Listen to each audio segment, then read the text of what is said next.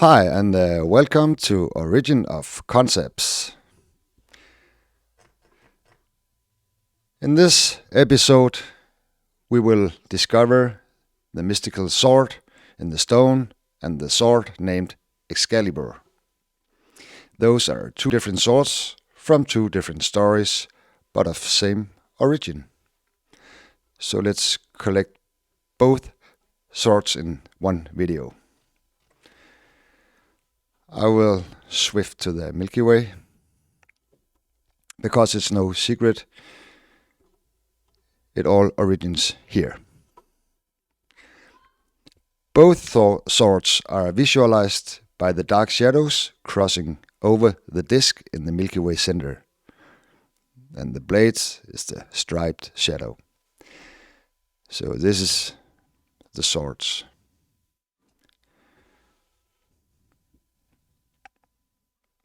Okay, let's start with Excalibur, which means hard cleft. Hard cleft is an allegory of the striped shadow emerging from the disk in the Milky Way center. So here we got the cleft of hard rocks.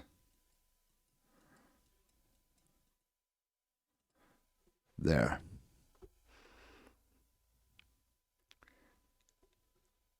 And next, the famed sword was forged in Avalon and given to Arthur by the Lady of the Lake. The Lady of the Lake is the silvery female posture shadow on the right side of the disc. Here. And as always, all ladies or females origin from this shadow. And you can, if you go to my video, the Milky Way introduction, I'll tell you more about that there. Okay, and the lake of the lady is, of course, this area. So, the lady of the lake who gives the sword to Arthur. And it's the sword is forged in Avalon. Avalon means isle of apples. Aha. So let's find the isle of apples. The mystical, otherworldly place, which of course is an allegory of the Milky Way center. So here we got Avalon. And this place got the apples, of course.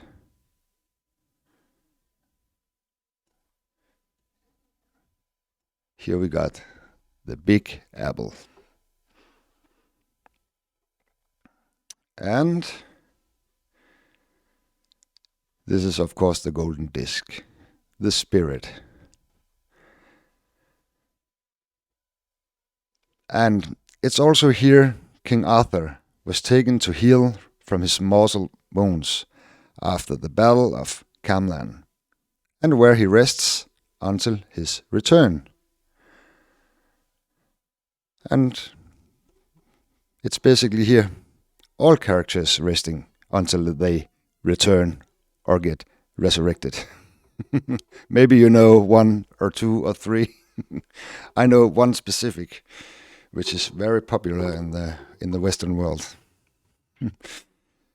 Okay, let's look for the wounds, because the wounds is the striped shadow with the bloody red light emerging from the disc.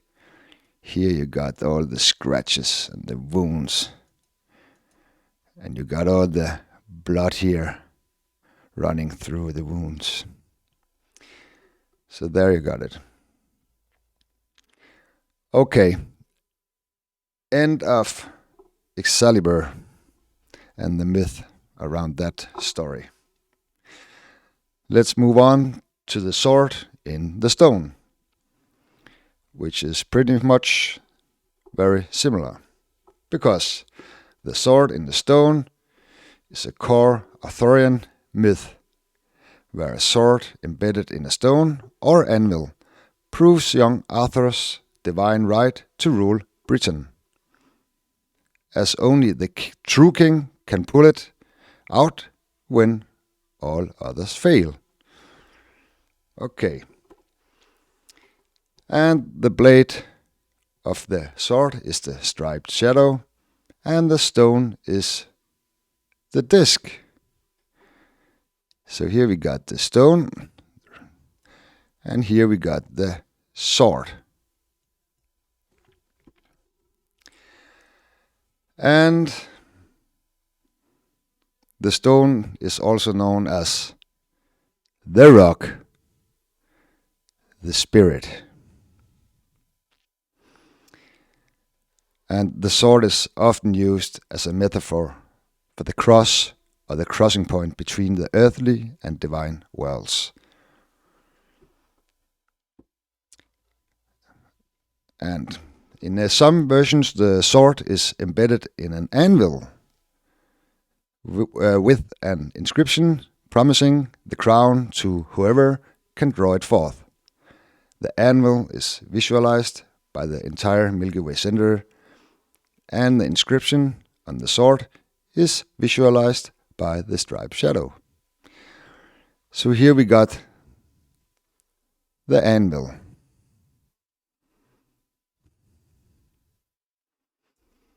And here we got the inscriptions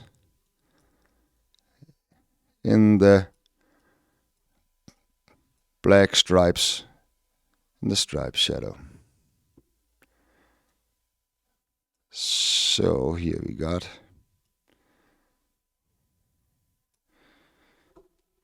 the sword in the stone. Okay, that's it. Now you know where to find the sword in the stone and the famous Excalibur. If you like my videos, give a thumbs up. If not, well, watch one of my other videos. Until next video, take care. Bye.